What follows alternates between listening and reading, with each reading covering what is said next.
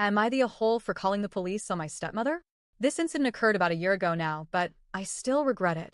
I, 18F, reported my stepmother, 43F, to the police when she threw hot coffee on my sister, 15F, then 14 years old. My parents divorced when I was greater than 5 years old, and my dad quickly met a new woman, let's call her Susan, and married her in 2018.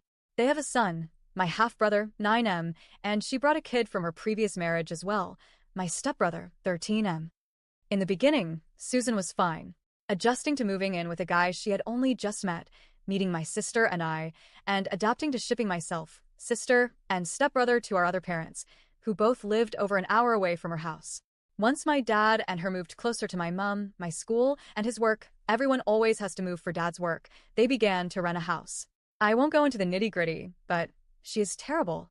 She yells at my sister and I, swears at us and dad, throws things, repeatedly tells us how she wishes my dad never met my mother, and tells my sister and I how bad a person my mom is. Disclaimer, my dad is not perfect. The same yelling and swearing he received is always reciprocated. I believe they would both be happier alone, although I also think every relationship they would have found would end up with their behavior repeating. I'll give you a brief list of the things Susan has done over the years.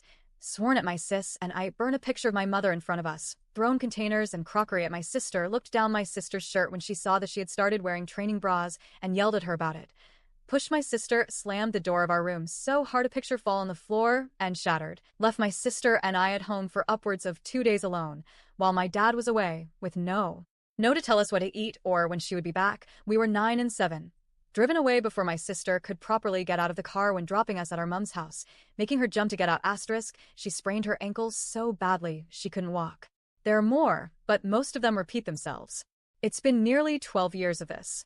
I was already planning to move out ASAP, and will do so in October this year. But it wasn't really me that she targeted, it was always my sister. I'll out it bluntly. I'm the tougher of us. Especially when we were kids. I was a hardcore tomboy. Took martial arts lessons in school, was more mature, eldest sister syndrome, and didn't learn to hold my tongue until 13-ish. My sister was not this. She is sweet and gentle, was willing to see the best in people, and trusted everyone. She was the easy target. She has changed since then. She's become a lot more pessimistic, talks back more, and flips Susan off daily behind her back. Last year, when I was 17L and my sister was 14, Susan was yelling at us about not taking out the bins. She made some snarky comment, and my sister muttered back something. Instead of walking away or telling her to mind her tongue, Susan took the coffee she had just made and threw it on my sister. She uses instant, so it was 90% water. My sister was wearing a windproof jacket at the time, so her back was mostly saved, although it seeped through the fabric quickly. But the back of her neck, over her ears, the sides of her face, and her hands, she had lifted them to take out the bin bag, were covered in the boiling coffee. I started screaming at Susan because I was furious. My sister took off her jacket and was wiping the coffee off her, but her skin was red. Susan didn't take her to a hospital because she didn't think it was bad enough.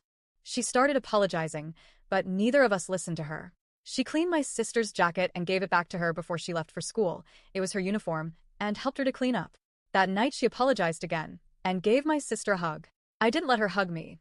My anger had simmered all day while at school and had reached its limit. I started thinking about all the things Susan had done over the years, how nothing ever changed, how my dad never did anything meaningful to help, and how my sister at 14 had no legal ability to do anything. I'm not a trusting person. I listened to far too much true crime, have seen too much bad in this world, and known too many backstabbing people to trust freely. You have to earn it, and once lost, it is gone forever. Due to my fascination with crime, though, I trust the police. They were the power of the law, and capable of helping. Side note. Teachers in Australia have a duty of care for their students. If they hear or see something that is concerning, they have to report it. My sister had seen the school counselor multiple times, and nothing had happened. So I couldn't go there. I also didn't want to embarrass her in front of her friends. So I made a report to the police and told them the whole story I just wrote down above. As soon as I pressed the submit button, I regretted it. I realized that Susan, who is Russian, would be looked at differently. I thought of her 2 kids, and realized that if this went too fat, she could lose custody of them. As much as I hate her, I don't want to take my brother's mom away from them. But the police actually listened to me. They opened an investigation, spoke to my family, sister, teachers, and everyone. Susan was furious, and blamed my sister for it. She denied it, but Susan was still angry. Susan and Dad hid it from me. So did MT Mum, who was notified. I still haven't told anyone about it. Only my best friend, who wouldn't tell anyone. The whole thing scared Susan, and she hasn't been too bad since. I think she realized that my sister and I don't forget, and that her actions may have consequences. But I also scared my sister and brothers. My sister had never spoken to police before, and now the teachers at our school know something is going on. My brothers thought their mom was going to jail, and my dad, who works for the government, was badly impacted by it. My sister blamed her best friend for telling the police. She was the only one my sister told. They stopped being friends after that, which still eats me alive. Am I the a-hole for doing this?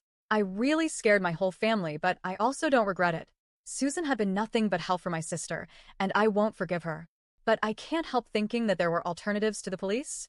I also feel guilty about not telling anyone. But I'm so scared of what they would say. Please tell me what I should do.